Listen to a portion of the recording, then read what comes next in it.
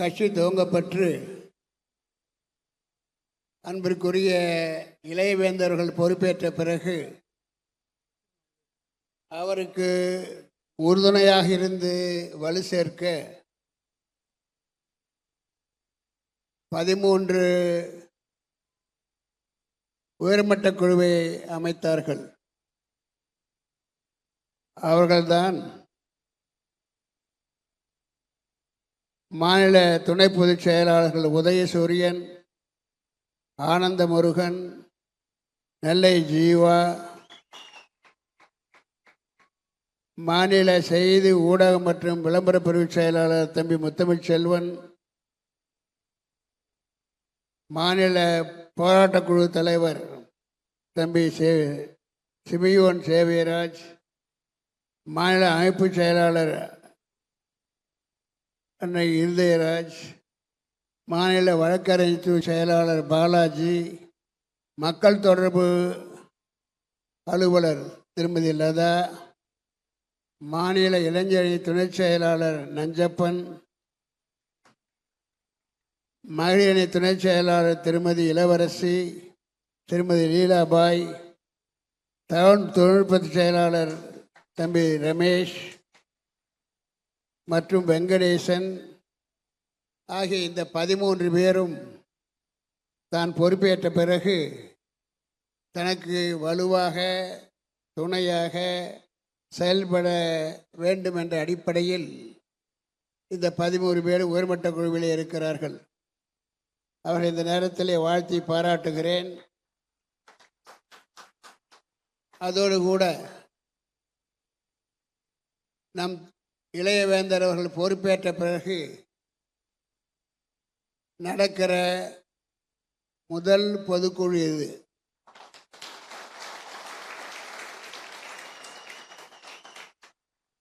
அவரை எதை செய்தாலும் நேர்த்தியாகவும் துணிச்சலாகவும் மக்கள் பாராட்டக்கூடிய வகையிலும் ஒன்றை செய்ய வேண்டும் என்று ஆசைப்படுவார்.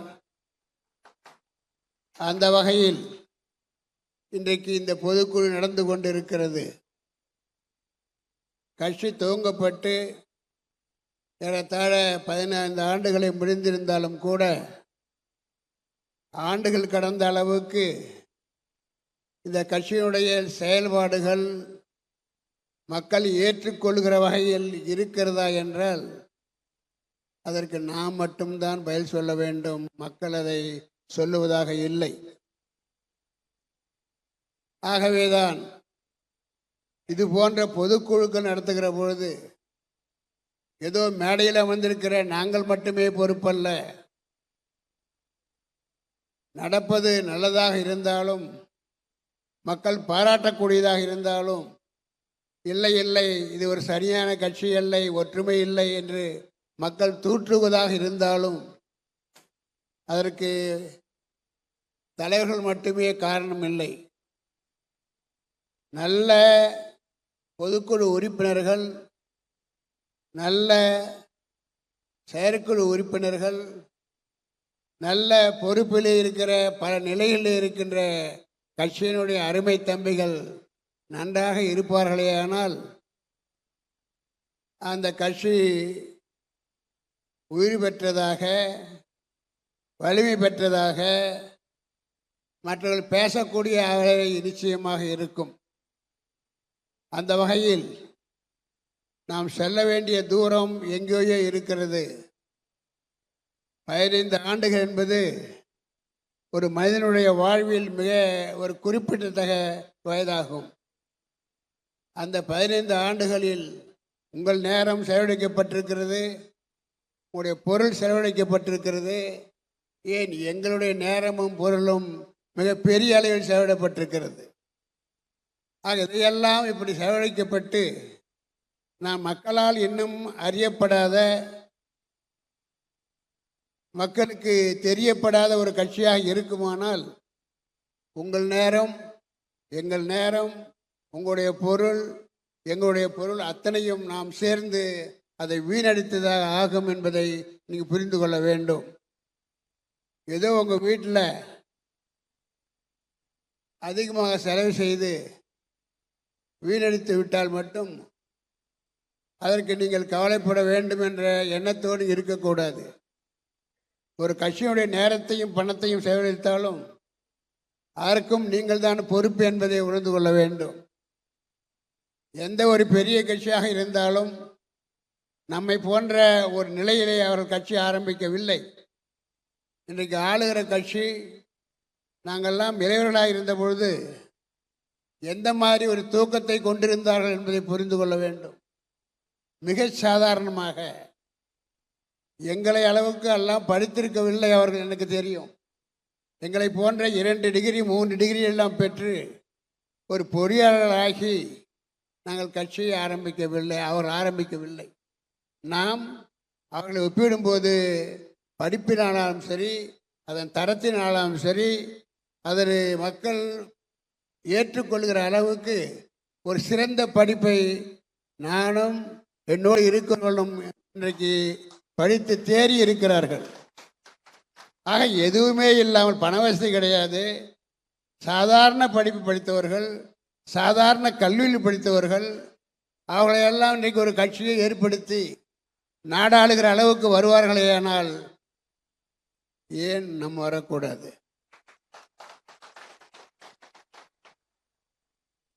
எதுவுமே இல்லாமல், இன்றும் கூட சொல்லுகிறேன், மிக சாதாரண சிந்தனைகள், மக்கள் போற்றுகிற அளவுக்கு வளமான சிந்தனைகளும் திட்டங்களும் வைத்து கொண்டிருப்பவர்கள் இல்லை என்றாலும் அவர்கள் என்னுடைய சீடர்கள், தொண்டர்கள், எங்களுடைய மடமையை ஏற்றுக்கொண்டிருக்கிறார்கள்.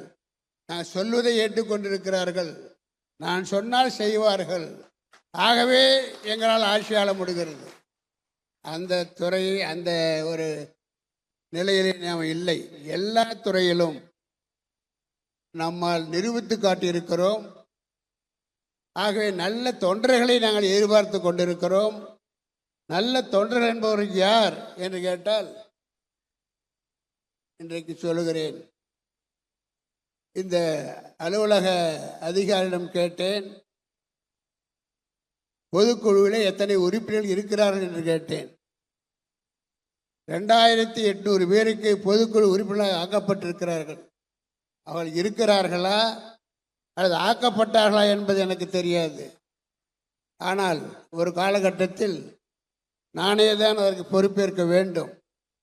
உள்ளபடியே இந்த கட்சியினுடைய பொதுக்குழுக்கு தகுதியானவர்கள் என்று பார்த்தால் மாவட்ட தலைவர்கள், செயலாளர், பொருளாளர், ஒன்றிய தலைவர், செயலாளர், பொருளாளர், அணியைச் சேர்ந்தவர்கள், அவர்கள்தான் பொதுக்குழுக்கு தகுதியானவர்கள்.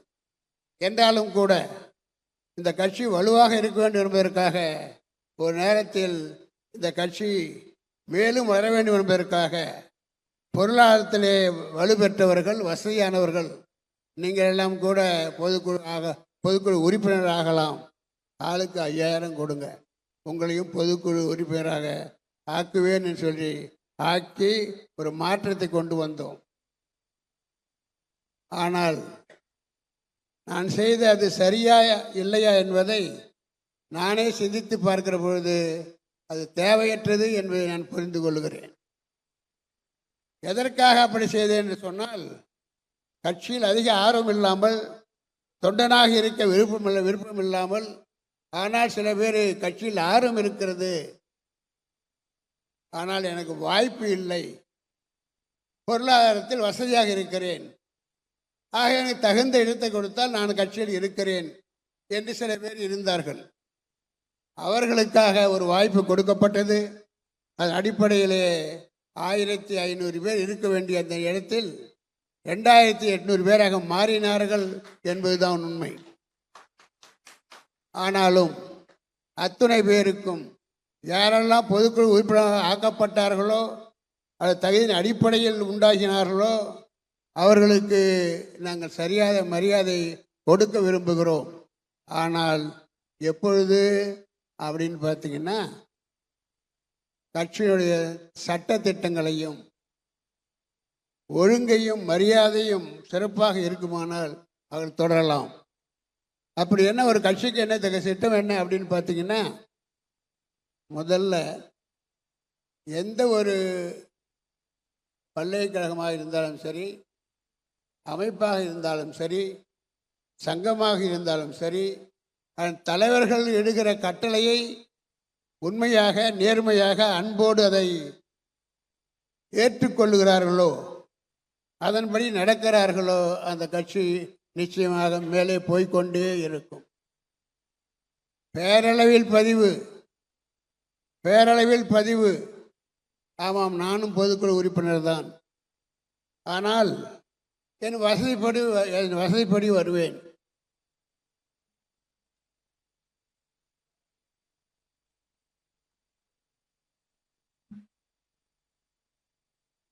நான் என் வசதிப்படி வருவேன். ஒதுக்குவா?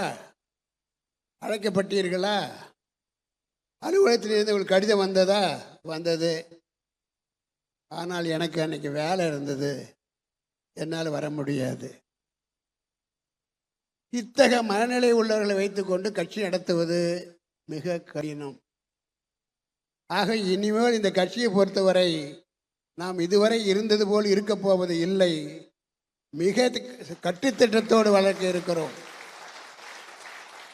நீங்கள் எந்த நிலையிலே இருந்தாலும் கூட, இன்று இது பொதுக்குழுவிலே நான் ஒரு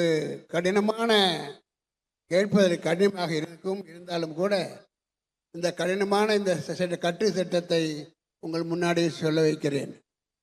இன்று, திரும்பவும் சொல்லுகிறேன், இன்று யாரெல்லாம் அழைக்கப்பட்டு அவர்கள் இங்கு வந்து சேரவில்லையோ, அதே போல கையெழுத்திட்டு வந்து உள்ளே சேரவில்லையோ, அவர்கள் பொதுக்குழு உறுப்பினர்கள் அல்ல.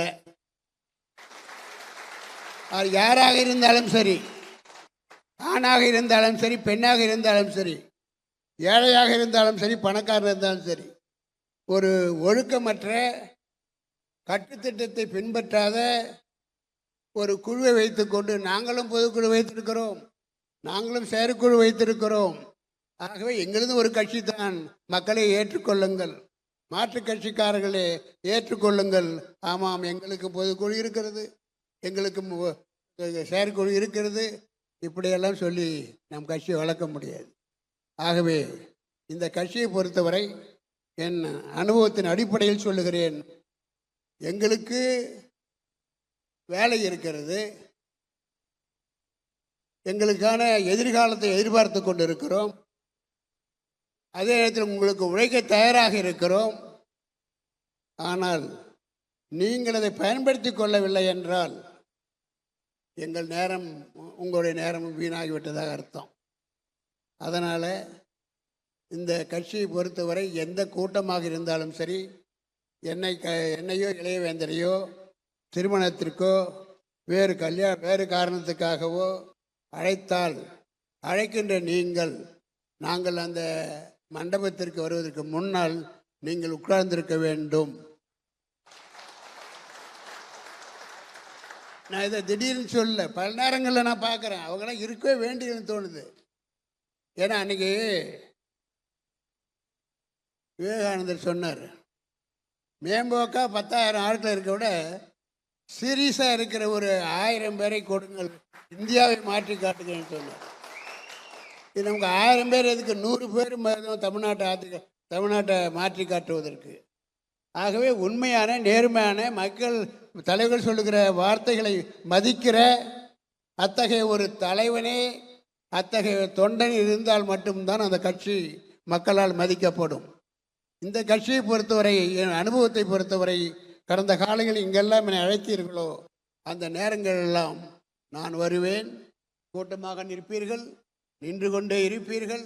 நாங்கள் வெளியே இருந்து, மரியாதைக்குரிய இந்த கட்சியினுடைய தொண்டர்களே நீங்கள் உள்ளே போங்கள், உங்களை நாங்கள் வரவேற்று உங்களை உட்கார வைத்து மறுபடியும் ஐயா பேசாதீர்கள் சொல்லி, இந்த மாதிரி கட்சி வேண்டவே வேணாயா, இன்றைக்கி மரபணில் எடுக்கிற இந்த குழு முடிவெடுத்துங்க, அந்த மாதிரி நிகழ்ச்சிக்கும் நான் வரமாட்டேன். என்னை மட்டும் இல்லை, யாரையும் கூப்பிடக்கூடாது. ஒழுக்கத்தோடு எங்கள் தலைவரை கூப்பிட்டு இருக்கிறேன். ஊர் மக்கள் எங்களை பெருமைப்படுகிற வகையில் கல்யாணத்திற்கு யார் வருகிறார்களோ வந்து உட்கார்ந்து பிறகு தலைவர்கள் உள்ளே அழைக்கப்பட வேண்டும். அத்தகைய ஒரு தன்மையை கொண்டதாக இருக்க வேண்டும் என்று முடிவெடுத்து, இனிமேல் இதுபோல் சைடு இல்லாமல் நிற்கிறது கூட ஒரு ஒருங்கினம்தான். எதுக்கு வர்றீங்க? இங்கே ஏன் நிற்கிறீங்க? என்னை பொறுத்த வரைக்கும் இப்போ அவசரம் இல்லை. இங்கெல்லாம் கட்சி இன்னைக்கு இது புதிய கட்சியை தொடங்க தான் நினச்சிக்கிறேன். நான் ஒரு புதிய கட்சி தொடங்க தான் நினச்சிக்கிறேன். நான் மாற்றி காட்டுகிறேன்.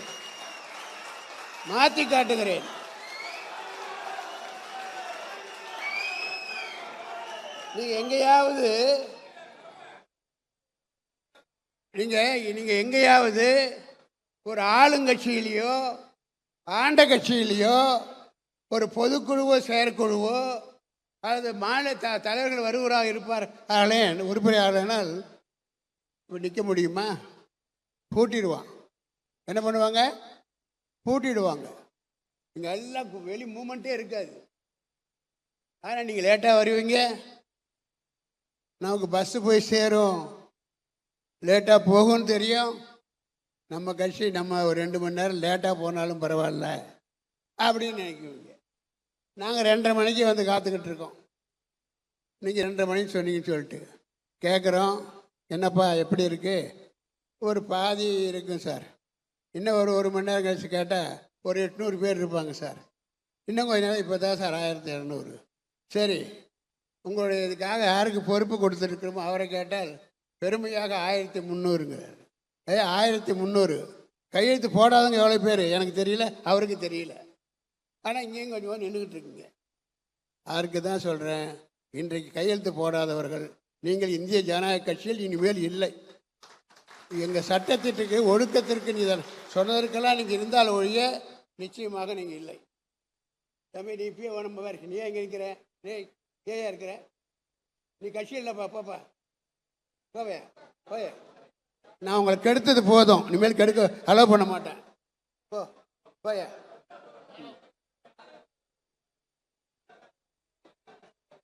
இதே முகம் தான் அங்கேயும் தெரிய போகுது. இதெல்லாம் சட்டத்தை மதிக்காதவர்கள், தலைவர்களை மதிக்காதவர்கள், கட்சியை வளர்க்குவதற்கு விருப்பம் இல்லாதவர்கள். இந்த ஒரு எண்ணம் ஒன்றும் வேண்டாம்.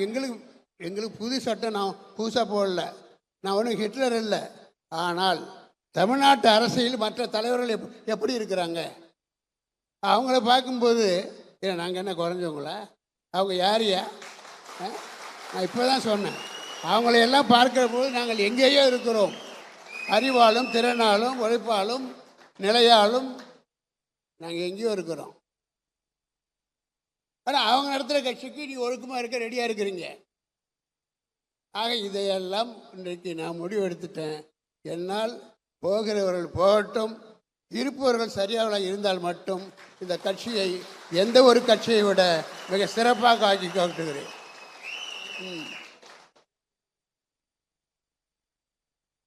உங்களுக்கு தெரியுது, புறப்படும் போது 3 மணி நேரம் பஸ் ஆகுதுன்னு. முதல் நாள் வாங்க, இல்லைன்னா அதுக்கு நேரத்திலேயே புறப்படுங்க. அதனால் இந்த கட்சியை ஒரு ஒழுக்கமான கட்சியாக என்னால் பார்க்க முடிந்தால் என்னுடைய காலத்திலேயே நிச்சயமாக இதை ஆட்சியில் அமர்த்த முடியும்.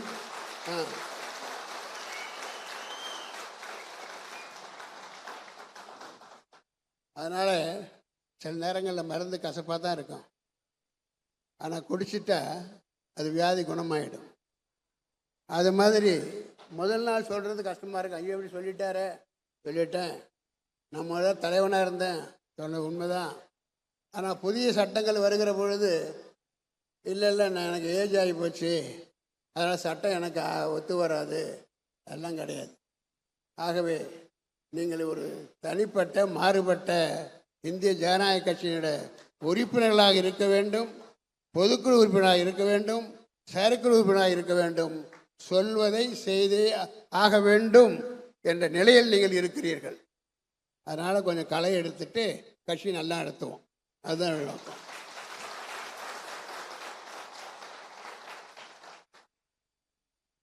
அது மட்டுமல்ல, இன்றைக்கு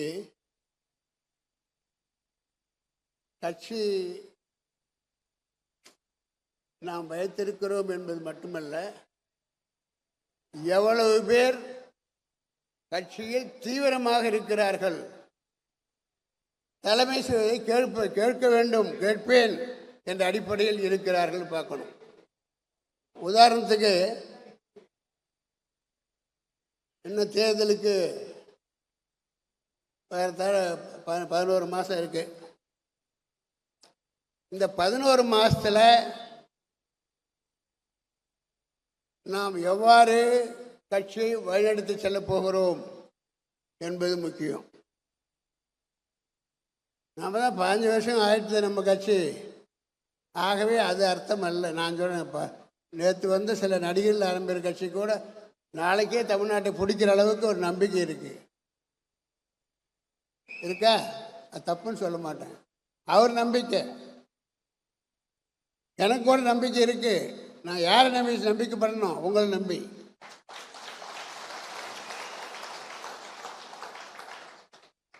அதனால் தேர்தல் வருது, நாம் தோழமையோடு இருக்கிறோம், தேசிய தோழமையோடு இருக்கிறோம்.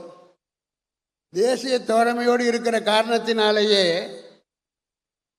எங்களுடைய நிலையெல்லாம் தாழ்த்தி கொண்டு, தேசிய தலைவர்களே, நான் 15 ஆண்டுகளாக உன்னோடு பயணித்திருக்கிறேன், எங்கள் கட்சியும் கொஞ்சம் கண்டுக்குங்க. இன்னும்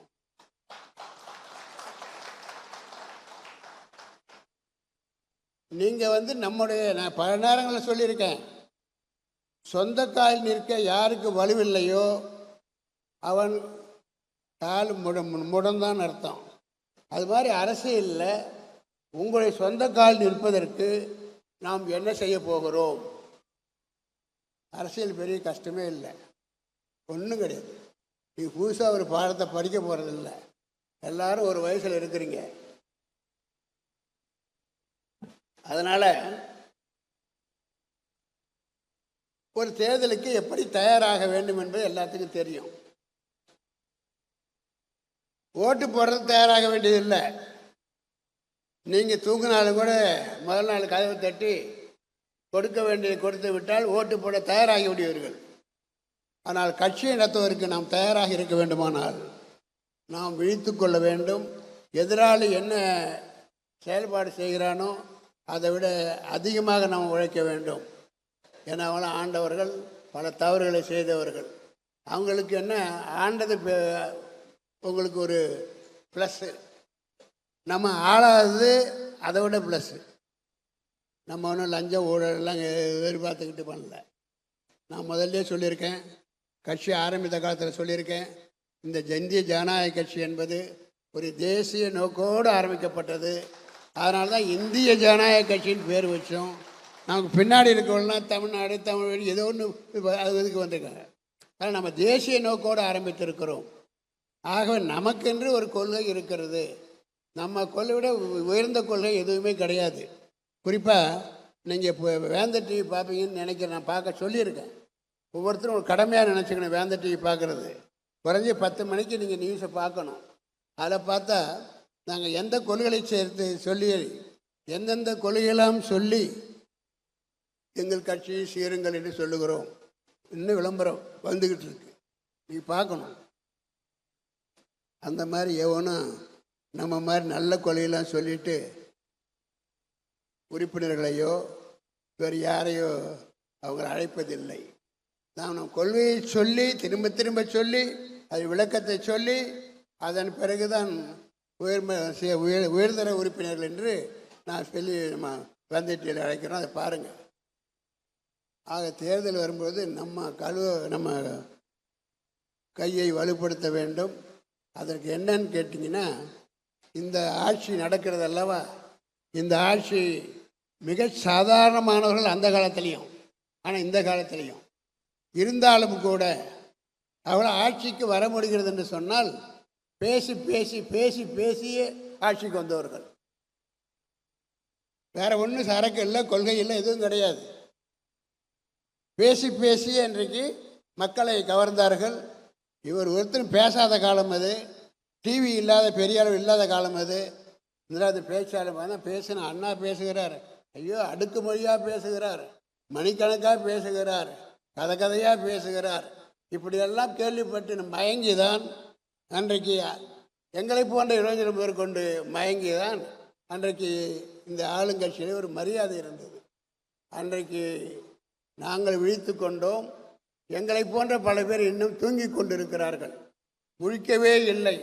அடுக்குமொழியில் வீழ்ந்தவர்களும் அசிங்கமாக பேசினாலும் அதன் மூலமாக பேச்சு கவர்ச்சியால் நீங்கள் மயங்கி போய் கிடக்கிற இந்த தமிழ்நாட்டு மக்களை அதே பேச்சின் திறமை வாய்களாகத்தான் நாம் தட்டி எழுப்ப வேண்டும்.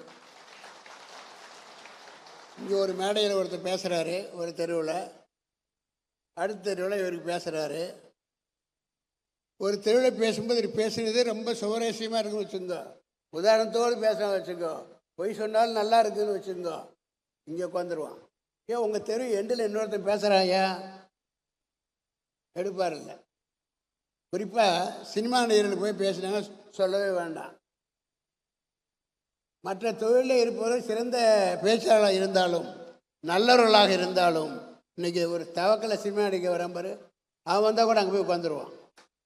தமிழ்நாட்டை சினிமாவால் மயக்கி மயக்கி தமிழ் மண்ணை ஒரு கலர் மண் ஆக்கி விட்டார்கள். அந்த கலர் மண் ஆக்குனது தான் நம்ம அதில் தான் நம்ம இன்றைக்கி விவசாயம் பண்ணி பார்க்குறோம். அதுக்கு ஒரு எல்லை உண்டு, நிச்சயமாக அது முடிந்து போய்விட்டது. அதனால் நம்ம கட்சி வளர்ப்பதற்கு நான் யோசித்தேன். கடந்த ஒரு மாதம் 2 மாதம் நினைக்கிறேன், நம் கட்சியில் போதுமான சிறந்த பேச்சாளர்கள் இல்லை, மற்றவர்களை கவர்கின்ற பேச்சாளர்கள் இல்லை. எல்லாரும் பேசுகிறோம், அது பேச்சுன்னு சொல்ல முடியாது. அதனால் அந்த கவர்ச்சியாக பேசக்கூடிய கவர்ச்சியாக வேறு மாதிரி இடத்த கவர்ச்சி இல்லை. சொல்கிற கருத்தை வலுவாக தலையில் அடித்த மாதிரி, அதாவது சொல்லுவாங்க திருக்குறளில், சொல்லுக ஒரு சொல்லை அச்சொல்லை பிரிதொரு சொல் வெல்லாத மாதிரி இருக்கணும். அதாவது நீ வார்த்தையை சொன்ன சொல்லு, அது எப்படி இருக்கணும்? இன்னொருத்தன் பேசுனா அதுக்கு முன்னாடி எடுபடாத மாதிரி இருக்கணும். இவன் பேசுனா அதுக்கு எதிர்ப்பே இல்லையா அப்படிங்கிற மாதிரி இருக்கணும். அதான் வள்ளுவர் சொல்லுவார், சொல்லுக ஒரு சொல்லை அச்சொல்லை பிரிதொரு சொல் வெல்லம் தன்மை அறிந்து அப்படின்னு சொன்னான். அதனால் நம்ம சிறந்த பேச்சாளர்களை உருவாக்க வேண்டும். அதுதான் ரொம்ப ஆரம்பம். இப்போ இந்த கடந்த ஒரு மாதமாக நாம் அதை தீவிரமாக சிந்தித்து கொண்டிருக்கிறோம்.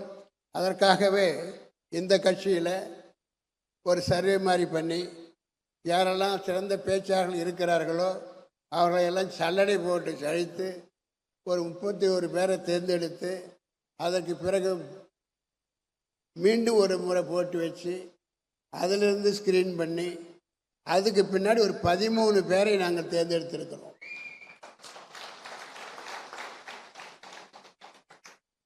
அவர்கள் பேசுகிறாங்கன்னா நான் சொல்கிற மாதிரி உலகத்தையே வெல்லக்கூடிய அளவுக்கு பேசியவர்கள் இல்லை. நமக்கு வேறு வழி இல்லை. நம்ம கட்சியில் தேர்னா அதான் கொண்டு வந்திருக்கோம். நம்ம கட்சியில் என்ன தேர்னாங்களோ நம்ம திமுக இருந்தால் பேசி வர முடியும். அதனால் நம்ம கட்சியில் பேசக்கூடிய அதுக்கு நாங்கள் என்ன பண்ணோன்னா, பேசும்பொழுது ஒரு பேச்சுக்கு 3 வகை உண்டு. 3. ஒன்று கருத்து, அதுக்கடுத்து சொல்லாற்றல், உச்சரிப்பு சொல்லாற்றல், அதுக்கடுத்து உடல் மொழி. இப்படியே உட்காந்து நான் பேசிக்கிட்டே இருந்தால் எடுபடாது. நீங்கள் தான் பார்த்துருப்பீங்க, நாட்டில் நம்ம நண்பர்கள்லாம் இருக்காங்கல்ல, சீமான்லாம் பார்க்குற மாதிரி இப்படி இப்படி இப்படி இப்படி. அது தப்பு இல்லை, யாருக்கும் சொந்தம் இல்லை. அது சொல்ல வேண்டியதை கருத்தை வெளிப்படையாக தெளிவாக உடல் மொழியோடு நீங்கள் பேசுனீங்கன்னா மக்கள் கவனிப்பாங்க. அதற்காகத்தான் இப்போ ஒரு 13 பேரை தேர்ந்தெடுத்து வச்சுருக்கோம். அந்த 13 பேர் யாருங்கிறது உங்களுக்கு இணை பொதுச் செயலாளர் சொல்லுவாங்க. நீங்கள் முதல்ல இந்த கொஞ்ச காலத்தில் என்ன செய்யணும்? தெருமுனை கூட்டங்களை போட வேண்டும். தெருமுனை கூட்டங்களை போட வேண்டும். இப்போ தெருமுனை கூட்டங்கள் போடுவது என்பது மிக எளிது. பார்த்தீங்கன்னா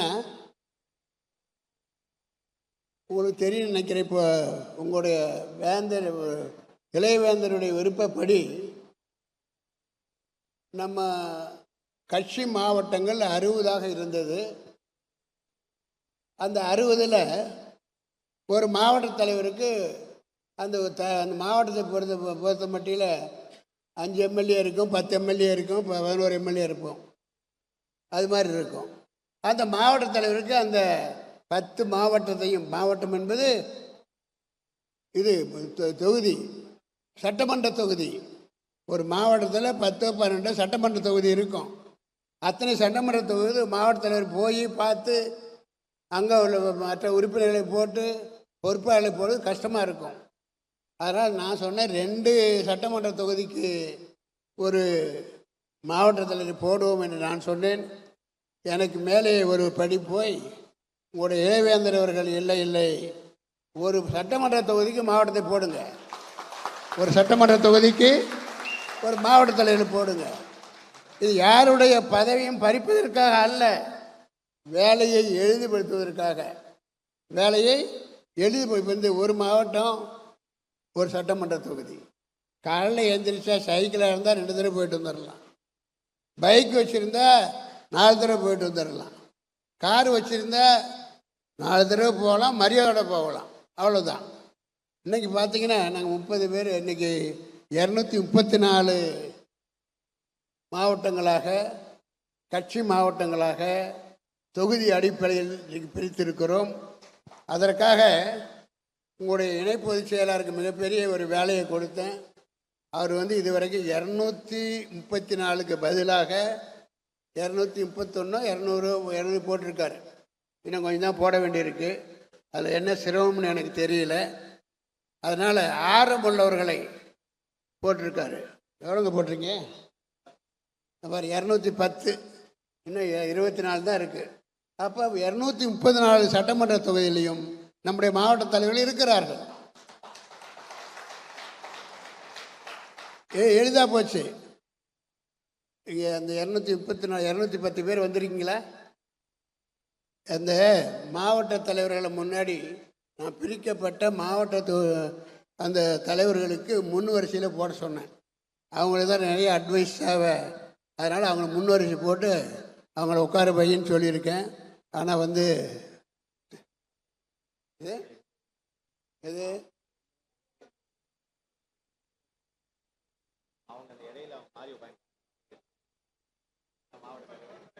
புதிதாக பொறுப்பேற்க வைக்கப்பட்ட அந்த மாவட்ட தலைவர்கள் எத்தனை பேர்? 210 பேர் இருக்கணும். எவ்வளோ பேர் வந்திருக்கீங்க? அவங்களுடைய விருப்பத்தை கேட்டு தான் போட்டிருக்கு. அது தெரியுமா உங்களுக்கு? எங்கள் விருப்பத்தை கேட்டு தானே போட்டீங்க.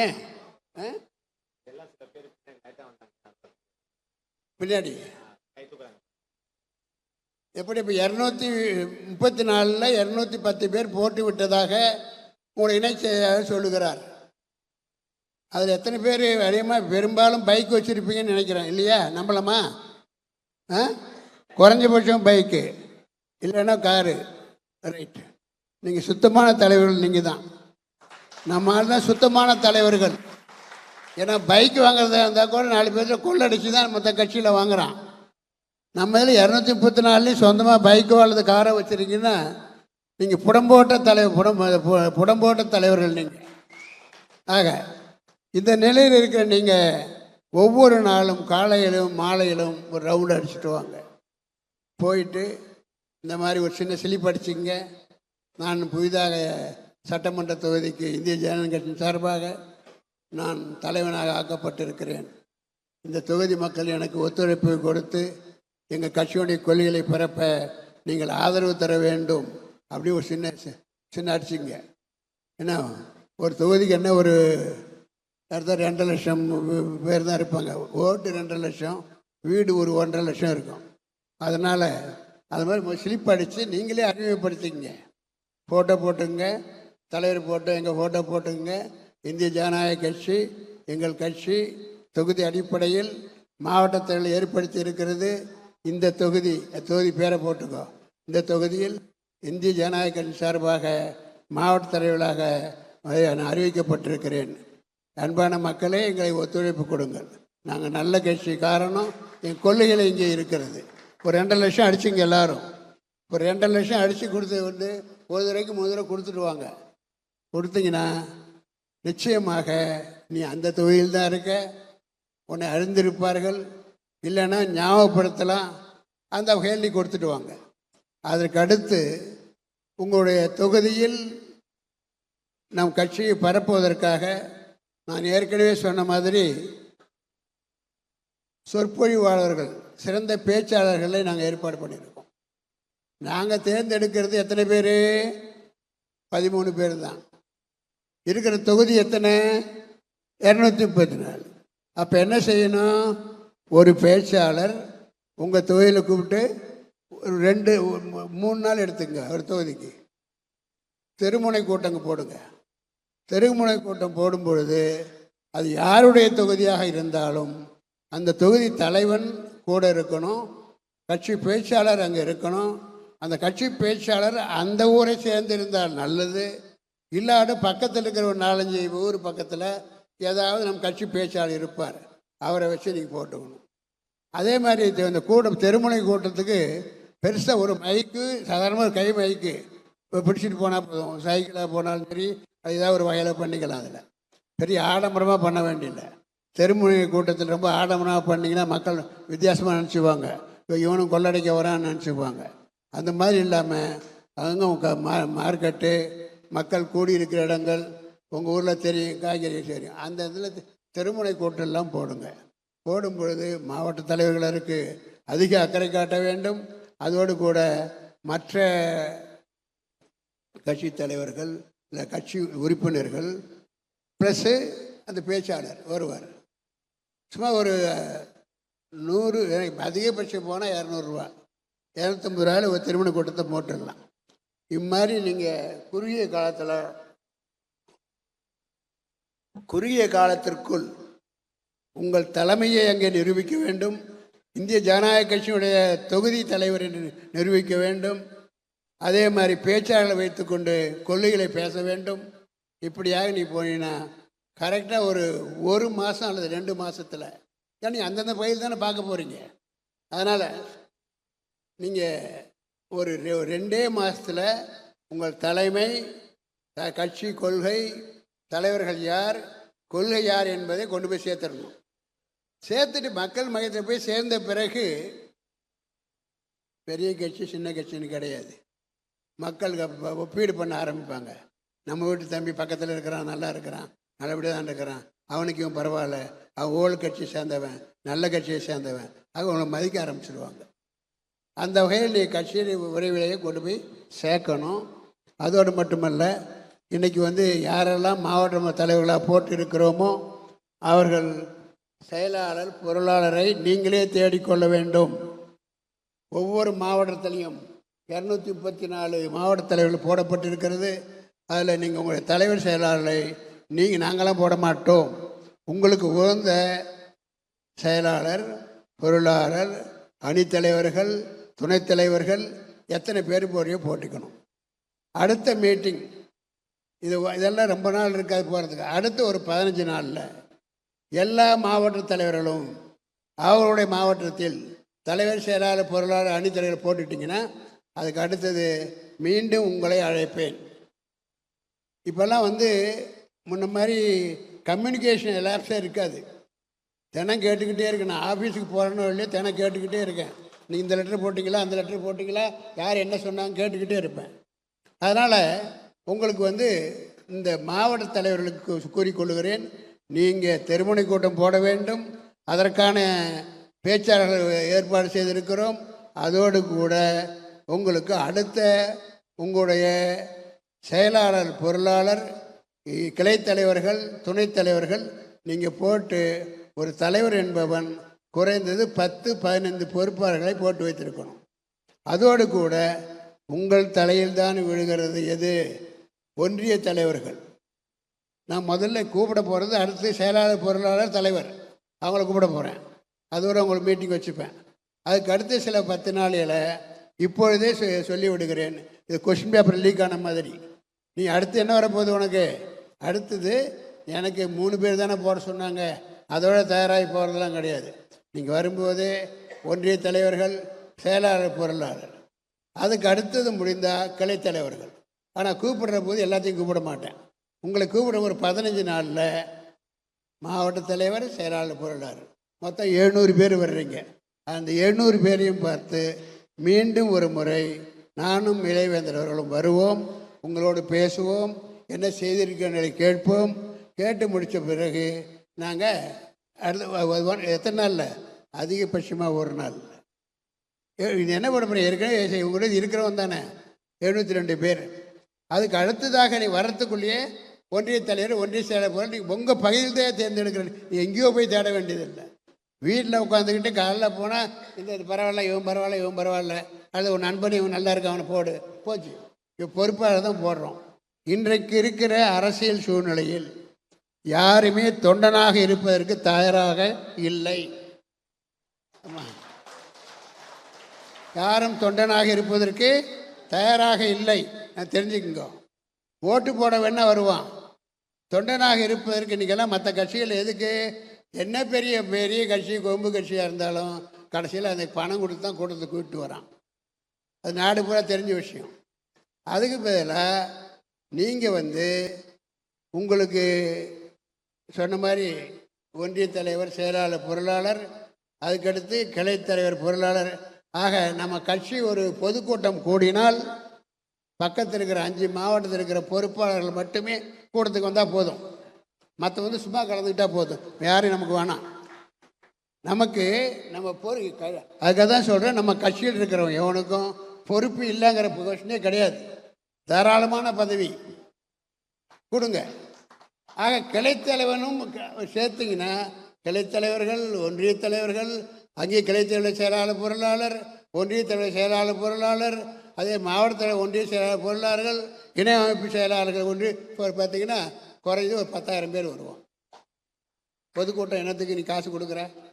ஒரு கூட்டம் கூட்டினாக்க என்னாகும் அப்படின்னாக்கா, ஐயோ நம்ம கட்சி கூப்பிட்டுருக்காங்க, நானே பொறுப்பில் இருக்கேன், போகாமல் இருக்க முடியுமா அப்படின்னு வந்துடுவான்.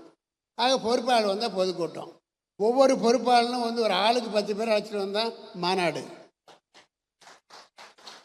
இல்லையா? ஆக இப்படி முகத்தோடு முகம் அறியப்பட்டவன் இருந்தால் மட்டுமே இன்றைய காலகட்டத்தில் ஒரு கட்சியை நம்ம நடத்த முடியும். ஸோ ஒரு நாள் ஷோவுக்காக வர நடத்த மாட்டான். அதே மாதிரி கடந்த கால அனுபவமாக சொல்லுகிறேன். அந்த நேரங்களில் பார்த்திங்கன்னா மாநாடு வரும். மாநாடு வந்த உடனே 5 கோடி 10 கோடி செலவு பண்ணுவோம். பேருக்கு யாராவது கூப்பிட அழைச்சிட்டு வருவான். வந்துட்டு 1 மணி நேரம் இருப்பான், பாதியிலே போயிடுவான். அது அவமானமாக போடும். ஆனால் கட்சியாக இருந்தாலும், மாவட்டமாக இருந்தாலும், ஒன்றியமாக இருந்தாலும்,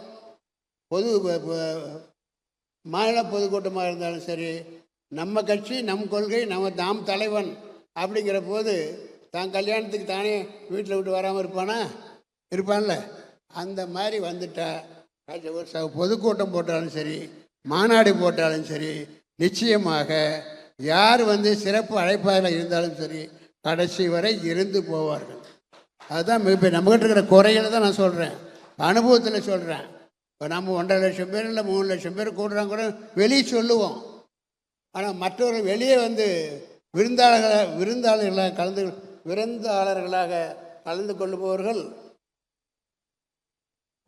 வரும்போது பார்த்தா பிதுங்கி நின்றுது. மக்கள் பேச ஆரம்பித்தாலே பாதி பேர் காணும். அந்த மாதிரி ஆட்கள் வேணாங்கிறேன். நம்ம எல்லாம் அது மாதிரி சிறுகனூரில் பட்டுட்டோம். அது சில பேர் சொல்லுவாங்க, இல்லை ரொம்ப நேரம் அப்படி இல்லை. பொறுப்பாளர் தான் வீட்டு கல்யாணம் தான் கடைசி இருந்துட்டு போகிறது நியாயம்தானே. அப்படி செஞ்சுப்போம். நம்முடைய புது சிந்தனையை நாம் மனசில் வச்சுப்போம்.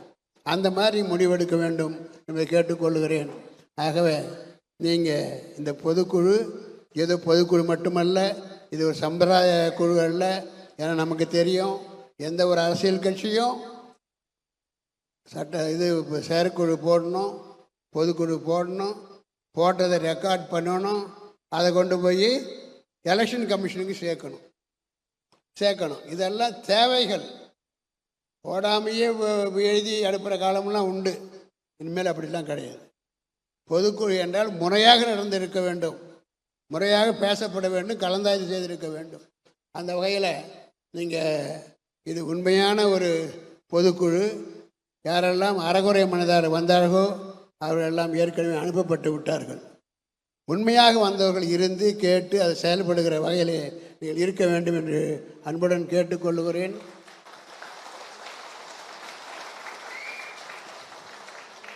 இன்னும் 2 நாளில் அதை புதிதாக பொறுப்பேற்ற மாவட்ட தலைவர்கள் நிச்சயமாக இங்கே வர வேண்டி இருக்கும். வாருங்கள், கலந்தாய்வோம். நம்முடைய கொள்கையும் கட்சியும் எந்த ஒரு மக்களுக்கும் சென்று சேரவில்லை என்ற இல்லையே அப்படிங்கிற நிலைமை இருக்கக்கூடாது. 2வது, தேர்தல் வரை அந்த நேரத்தில் இனிமேல் நாம் நிரூபிப்பதற்கு வேறு வழியே இல்லை. மாநாடு தான் ஒரே வழி.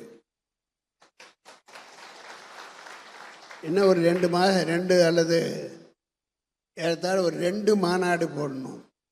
2 மாநாடு மக்களை அழைத்து வந்து வேண்டியதே இல்லை. I don't believe any community. எந்த சமுதாயத்தையும் நம்ப முடியாது. இப்போ பார்த்தீங்கன்னா இங்கே பாருங்க, இங்கே பாரு, ஆனந்த முருகன் அவர் யார்? எல்லாம் இப்போ முதல்ல பெரம்பலூரையே சுற்றி வந்து இந்த நிலைமை மாறி, இல்லை நாங்கள் தமிழ்நாட்டினுடைய முழுமைக்குமான ஒரு கட்சி. அங்கே தென்பகுதியெல்லாம் அவங்க பார்த்துப்பாங்க, தஞ்சாவூர் இவங்க பார்த்துப்பாங்க. ஆக நமக்கு இனிமேல் யாராவது சொல்லிடக்கூடாது. யாராவது கேட்டானா இல்லை இந்த பகுதி இவங்க அவங்க அதெல்லாம் கிடையாது. நாங்கள் தமிழ்நாட்டுக்கான கட்சி, வருங்காலத்தில் இந்தியாவுக்கான கட்சி அப்படிங்கிற அளவுக்கு இருக்கணும். அதனால் யாரும் வர்றது அப்படியெல்லாம் சீரியஸாக இருக்கக்கூடாது. சிறப்பாக நம்ம வந்து சொல்கிற மாதிரி அடிக்கடி உங்களை அழைப்பேன். அதிகபட்சமாக 2 அல்லது 3 முறை மாதத்திற்குள்ள அழைப்பேன். வராதவங்கன்னா இன்றைக்கி நடந்த கதை தான். எப்படி நீ கட்சிக்கு வேணாப்பா, உன் ஆள் பின்னாடி காத்துக்கிட்டு இருக்கான். இன்றைக்கி வந்து எவனா சொன்னான்னு வச்சுக்க, எங்கள் வீட்டு கல்யாணம்னு. உங்களுக்கு தெரியுமா ஒரு கதை? ஒரு இப்போ +2 பரீட்சை நடந்தது. அப்பா இறந்து போயிட்டார். பரீட்சை எழுத போகிறான் பையன். அதுதான் உண்மையான இது. அந்த மாதிரி நீங்கள் உங்களுக்கு வீடுலாம் வேலை இல்லாமல் இருக்கிறனால பார்த்து நாங்கள் வைக்கணும். கல்யாணம் இருந்தால் வரமாட்டீங்க. அப்போ எது பொழுதுபோகாத நேரத்துக்கு இது பொழுதுபோக்க வருவீங்களா? அது கிடையாது. ஆக இனிமேல் எனக்கு செதுக்கி எடுக்க வேண்டிதான். நல்லவர்கள் நான் பார்க்க வேண்டும் இந்த கட்சியில். அந்த அடிப்படையில் தான் இந்த கட்சி நடக்க இருக்கிறது. ஆக பொதுக்குழு என்பது இந்த முறை திருத்தப்பட்ட சட்டத்தின் விதிகளுக்காக போடப்பட்டதாக இருந்தாலும் நமக்குள்ளே ஒரு ஒழுங்கை ஏற்படுத்தி கொள்கிற கட்சியை ஆக்கக்கூடிய அதாக இந்த பொதுக்குழு இருக்கிறது. இந்த பொதுக்குழுவை கலந்து கொண்டு இந்த நிகழ்ச்சிகளை கலந்து கொண்டிருக்கிறவங்க அனைவரையும் மனதார பாராட்டுகிறேன், வாழ்த்துகிறேன். நன்றி.